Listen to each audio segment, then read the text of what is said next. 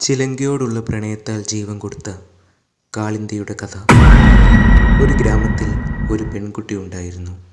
അവളുടെ പേര് കാളിന്തി എന്നായിരുന്നു.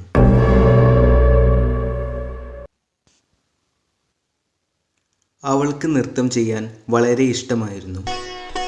അവളുടെ കാലിൽ ചിലങ്കകൾ ധരിച്ച് നൃത്തം ചെയ്യുമ്പോൾ അവളുടെ സൗന്ദര്യം കൂടുതൽ വർദ്ധിക്കുന്നു. ഒരു ദിവസം ഒരു ഉത്സവത്തിൽ കാളിന്തി നൃത്തം ചെയ്യുവാൻ തുടങ്ങി. അവളുടെ കാലിലെ ചിലങ്കകൾ മുഴങ്ങി. അവളുടെ നൃത്തം കാണുന്ന എല്ലാവരുടെയും മനം കവർന്നു. ഒരു ചെറുപ്പക്കാരൻ കാളിന്തിയുടെ നൃത്തത്തിൽ ആകൃഷ്ടനായി. അവൾ നടക്കുമ്പോൾ അവൻ അവളെ പിന്തുടർന്നു. അവൾ നടന്നു പോകുമ്പോൾ അവൻ അവളുടെ വഴി തടയുകയും അവളോട് ബലപ്രയോഗം നടത്തുകയും അവളുടെ വസ്ത്രങ്ങൾ കീറുകയും ശാരീരികമായി ആക്രമിക്കുകയും ചെയ്യുമായിരുന്നു. അവൾ തൻ്റെ കൈകളിൽ മരിക്കാൻ പോകുകയാണെന്ന് മനസ്സിലാക്കിയപ്പോൾ അവളുടെ ശരീരം ഒരു കിണറ്റിൽ ഉപേക്ഷിക്കപ്പെട്ടു. കുറച്ച് നാളുകൾ കഴിഞ്ഞ് ആ വഴിയെ വന്ന ചെറുപ്പക്കാരൻ്റെ കാതിൽ ചിലങ്കയുടെ ശബ്ദം മുഴങ്ങി. അവൻ ചിലങ്കയുടെ ശബ്ദം പിന്തുടർന്ന് കിണറ്റിൻ്റെ അരികിലേക്ക് പോയി. അവളുടെ ചിലങ്കകൾ മുഴങ്ങുന്ന ശബ്ദം മാത്രം കേട്ടു.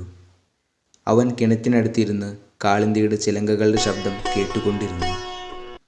അവൻ്റെ മനസ്സിൽ കാളിന്തിയുടെ നൃത്തത്തിൻ്റെ ചിത്രങ്ങൾ മിന്നിമറഞ്ഞു. അന്ന് രാത്രി ചെറുപ്പക്കാരൻ ഒരു സ്വപ്നം കണ്ടു. സ്വപ്നത്തിൽ കാളിന്തി അവനോട് പറഞ്ഞു, എന്നെ മോചിപ്പിക്കൂ, ഞാൻ നിനക്ക് എന്തെങ്കിലും നൽകാം. ചെറുപ്പക്കാരൻ ഉണർന്നപ്പോൾ കാളിന്തിയുടെ ആത്മാവിനെ മോചിപ്പിക്കാൻ ചെറുപ്പക്കാരൻ തീരുമാനിച്ചു. അവൻ ഒരു പൂജ നടത്തി കാളിന്തിയുടെ ആത്മാവിനെ മോചിപ്പിക്കാൻ പ്രാർത്ഥിച്ചു. പക്ഷേ അവൻ പ്രതീക്ഷിച്ചതുപോലെ ഒന്നും സംഭവിച്ചില്ല. പകരം കാളിന്തിയുടെ ആത്മാവ് ചെറുപ്പക്കാരൻ്റെ ശരീരത്തിൽ പ്രവേശിച്ചു. ചെറുപ്പക്കാരൻ കാളിന്തിയുടെ നൃത്തച്ചുവടുകൾ വയ്ക്കുവാൻ തുടങ്ങി. അവൻ്റെ കാലിൽ ചിലങ്കകൾ മുഴങ്ങി. ചെറുപ്പക്കാരൻ ഇപ്പോൾ കാളിന്തിയുടെ ആത്മാവിൻ്റെ നിയന്ത്രണത്തിലാണ്. അവൻ കാളിന്തിയുടെ നൃത്തം ചെയ്യുന്നു. പക്ഷേ അവൻ്റെ സ്വന്തം ഇച്ഛകൾ മറന്നു. കാളിന്തിയുടെ ആത്മാവ് അവനിലൂടെ ജീവിക്കുന്നു. പക്ഷേ ചെറുപ്പക്കാരൻ്റെ നിയന്ത്രണം അവളുടെ നിയന്ത്രണത്തിലാണ്. ചെറുപ്പക്കാരൻ്റെ ശരീരത്തിൽ കാളിന്തിയുടെ ആത്മാവ് പ്രവേശിച്ചതോടെ അവൻ്റെ ജീവിതം മാറി. അവൻ കാളിന്തിയുടെ നൃത്തച്ചുവടുകൾ വയ്ക്കാൻ തുടങ്ങി. അവൻ്റെ കാലിൽ ചിലങ്കകൾ മുഴങ്ങി. ചെറുപ്പക്കാരൻ്റെ കുടുംബാംഗങ്ങൾക്ക് അവനെ തിരിച്ചറിയാൻ കഴിഞ്ഞില്ല. അവർ ഭയന്നു.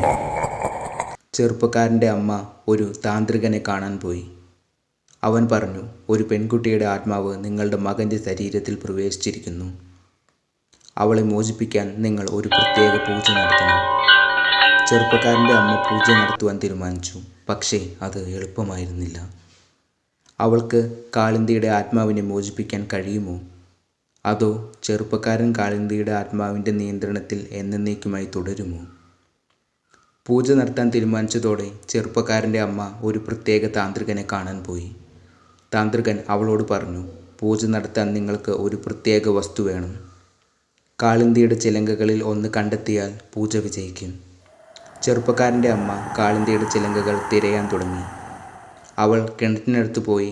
അവിടെ കാളിന്തി മരിച്ചിരുന്നു. അവൾ അവിടെ ഒരു ചിലങ്ക കണ്ടെത്തി. അത് കാളിന്തിയുടെ ആത്മാവിൻ്റെ പ്രതീകമായിരുന്നു. ചെറുപ്പക്കാരൻ്റെ അമ്മ ചിലങ്ക കയ്യിൽ കിട്ടിയതോടെ അവൾ പൂജ നടത്താൻ തീരുമാനിച്ചു. അവൾ താന്ത്രികൻ്റെ അടുത്തേക്ക് പോയി ചിലങ്ക അവനെ കാണിച്ചു. താന്ത്രികൻ ചിലങ്ക കണ്ടതോടെ പൂജ നടത്തുവാൻ തുടങ്ങി. പൂജ നടക്കുന്നതിനിടയിൽ ചെറുപ്പക്കാരൻ്റെ ശരീരത്തിൽ നിന്നും ഒരു പ്രകാശം വന്നു. കാളിന്തിയുടെ ആത്മാവ് അവൻ്റെ ശരീരത്തിൽ നിന്നും പുറത്തേക്ക് വന്നു.